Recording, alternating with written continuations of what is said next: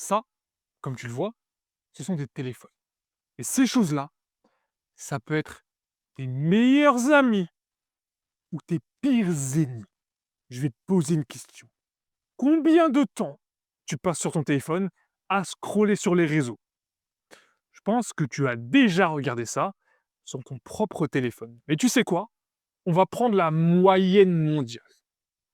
On passe 5 heures par jour à être sur notre putain de téléphone. Je répète, on passe plus de 5 heures par jour sur notre putain de téléphone. Et je mettrai l'étude en description et en image sur l'écran. Et je vais dire une chose, multiplions ces 5 heures par jour dans la semaine. Donc 5 fois 7, 35 heures. Qu'est-ce que fait un Français lambda pendant 35 heures dans sa vie? Il travaille. Et ce qui est hyper intéressant, c'est que oui, tu donnes 7 heures de ta vie, pendant 5 jours dans ta vie, dans ta semaine surtout, pour travailler, donc pour gagner de l'argent.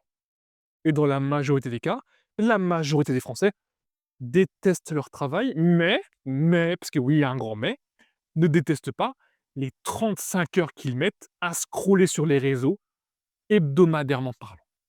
Rends-toi compte. Et faisons calcul, 35 heures par semaine fois 52, ça revient à 1800 heures.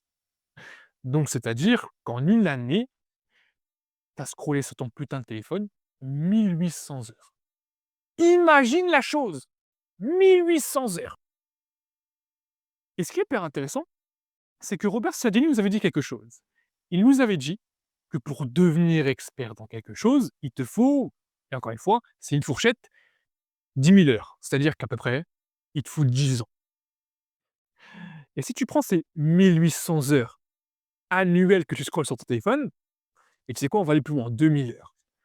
En 5 ans, c'est-à-dire qu'en 5 ans, face à tout le scroll que tu fais dans ton putain de téléphone, tu pourrais devenir expert dans un putain de domaine. Intelligence artificielle, informatique, communication, littérature, langue, peu importe. Non, tu préfères scroll sur ton putain de téléphone. Encore une fois, ces choses-là, tout est question de perception. Je vais te dire une chose, tu es capable de totalement changer ta trajectoire de carrière ou même ta trajectoire de vie juste avec ce putain de téléphone. Et je sais, ça paraît totalement fou et la majorité des personnes vont écarquiller des yeux. Mais aujourd'hui, avec ce téléphone, qu'est-ce que tu peux faire que nos grands-parents, nos arrière-grands-parents ne pouvaient pas faire à notre âge? Eh bien, la réponse, c'est absolument tout. On vit dans un monde digital et aujourd'hui, du moins pendant cette première partie, je vais parler uniquement du monde digital. C'est-à-dire que 10 ans en arrière, ça, ça n'existait pas. Moi, et quand même assez de personnes qui me suivent, ont connu les téléphones à clapet. À cette époque-là, dans les années 2010-2008, on avait les téléphones qui servaient à jouer au snake, au serpent, aux démineurs, à envoyer des messages, à faire des appels. Puis après, on a grandi. On a commencé à voir les choses. On a commencé à avoir des smartphones qui t'ont permis d'accéder à un autre monde, le monde digital. Aujourd'hui, tu vas apprendre une nouvelle langue? Tu peux. Tu vas apprendre une nouvelle recette? Tu peux. Tu veux apprendre quelque chose, peu importe la matière? Tu peux. Il n'y a aucune raison, grâce à ça, que tu ne t'améliores pas dans quelque chose. Et encore une fois, je te parle du monde digital. Donc, si tu veux utiliser ces 5 heures par jour sur ton téléphone, fais en sorte de bien les utiliser dans quelque chose. Soit, et je vais te donner les astuces, tu deviens producteur dans ce monde de consommateurs, soit tu restes consommateur, mais tu fais en sorte que ta consommation te serve à quelque chose. Regarder des culs sur TikTok, regarder des culs sur Tinder, ça n'a strictement rien à faire sur ton putain de téléphone. Et ça, c'est la réalité. Et tu sais quoi? On va partir sur un autre exemple. Ceux qui ne sont pas dans le monde digital. Je sais. La majorité des personnes qui ne sont pas dans un monde digital, c'est pas vraiment les plus jeunes d'entre eux. C'est les personnes qui ont dépassé la trentaine, qui ont déjà des enfants et qui ont beaucoup moins de temps. Mais je sais aussi que vous êtes un minimum sur vos téléphones, soit pour scroller sur TikTok, soit pour envoyer des messages à vos amis, à vos collègues sur WhatsApp, peu importe. Imagine, ces heures que tu passes à envoyer des messages, à scroller, peu importe. Je suis sûr qu'au fond de toi, tu as toujours rêvé de faire quelque chose. Tu as toujours rêvé, soit d'apprendre une langue, soit d'apprendre de nouvelles compétences, soit d'apprendre de nouvelles recettes, peu importe. Il y a forcément quelque chose que tu veux. Et ben, tu sais quoi? Réduis ce temps d'écran et transforme-le en temps d'écran qui t'apporte quelque chose. Soit une nouvelle compétence, soit une nouvelle recette, peu importe. Parce que oui, ça, c'est la plus grosse réalité que tu dois consommer aujourd'hui. Le monde digital, ça peut être aussi le monde analogique. Et pour ceux qui sont vraiment en dehors de ça, les 5 heures que tu passes sur ton téléphone, enlève-les totalement. Ne passe pas 5 heures sur ton téléphone et va courir dans la forêt. Va faire quelque chose de différent.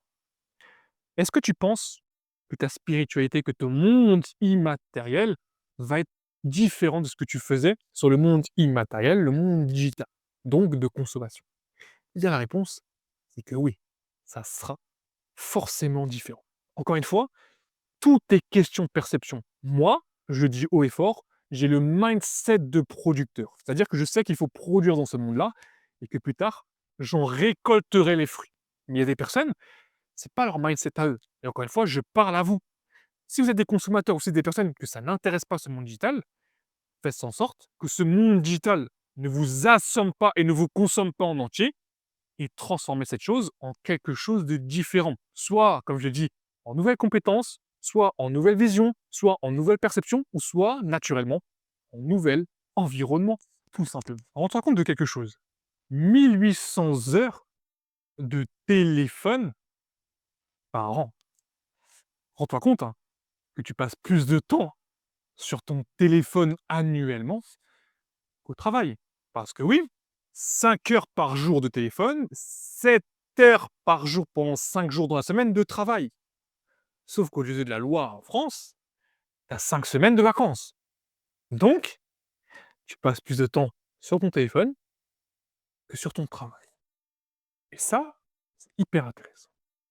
Imaginons que le temps que tu passes sur ton téléphone, tu le réduises de moitié, mais vraiment de moitié, et que tu le mettes à autre chose, à du sport, à apprendre une nouvelle compétence, peu importe, à faire quelque chose de différent et quelque chose de productif que tu veux dans ta vie. Est-ce que tu penses qu'au bout d'1 an, peut-être que tu ne verras aucune différence? Au bout de 2 ans, peut-être que tu ne verras aucune différence. Mais au bout de 3 ans, 4 ans, 5 ans, 6 ans, 7 ans, 8 ans, 9 ans, 10 ans, peu importe, la différence, elle sera monstrueuse. C'est ça qui est hyper intéressant. Parce que 1800 heures par an sur un écran, c'est quelque chose que franchement, on a dépassé les limites. Et je vais même te dire quelque chose de différent. Je pense qu'au fur et à mesure, on va grandir, on va avoir de nouvelles générations. Je pense que ces 5 heures-là, on va totalement les dépasser pour des 7 heures, 8 heures, et cetera. Aujourd'hui, on a déjà les répercussions. Les jeunes ne dorment pas assez, les jeunes ne mangent pas assez, les chauds ne mangent pas assez. Et je sais, la majorité des personnes vont me dire: «C'est à cause de l'inflation». Sérieusement, le manque de sommeil, c'est à cause de l'inflation? Pour les jeunes qui sont au lycée, au collège? Bien sûr que non. Le problème, c'est ça encore une fois. Parce que oui, avant de dormir, ils vont scroller. Avant de faire quelque chose, ils vont scroller. Mais imaginez, votre fils ou peut-être mon futur enfant, je sais pas, je lui donne un livre avant d'aller se coucher, au lieu d'un téléphone. Est-ce que son niveau intellectuel, est-ce que ses capacités cognitives vont augmenter? Forcément. Je dis pas que sur TikTok, sur YouTube, tu peux rien apprendre, non. Je dis juste que les algorithmes sont faits pour te montrer du divertissement et non de quelque chose qui t'amène de la culture. Sauf, si bien évidemment, tu as éduqué cet algorithme-là. Donc la question est très simple. Soit tu changes ces 1800 heures que tu passes sur ton téléphone à faire quelque chose de productif, ou soit tu passes ces 1800 heures à continuer, ou à apprendre de nouvelles choses, à, comment dire ça, développer de nouvelles capacités, développer de nouveaux biais cognitifs, à totalement changer ta propre vision. Encore une fois, ces 1800 heures annuelles, il n'y a que toi qui peux les changer en quelque chose qui peut soit changer ta trajectoire de carrière, soit changer ta trajectoire de vie, ou soit tout simplement rester sur le même chemin. À toi de faire le choix. Et pour conclure cette vidéo, je vais te dire une chose très simple. Cette vidéo est juste une question de perception. Je te parle de téléphone, mais je pourrais te parler aussi d'ordinateur, de tablette, peu importe. En réalité, tout le monde sait déjà que le téléphone, les écrans est un problème sociétal. Mais la majorité des personnes ne veulent pas le régler. Parce que oui, on est trop addict. Et je vais te poser une question. Est-ce que tu sais pourquoi, lorsque tu scrolles sur TikTok, sur Instagram Reels ou même sur YouTube Shorts, tu fasses de haut en bas avec ton doigt? La question est très simple. Ou du moins la réponse est très simple. Qu'est-ce que tu fais dans un casino? Tling, tiling, tiling.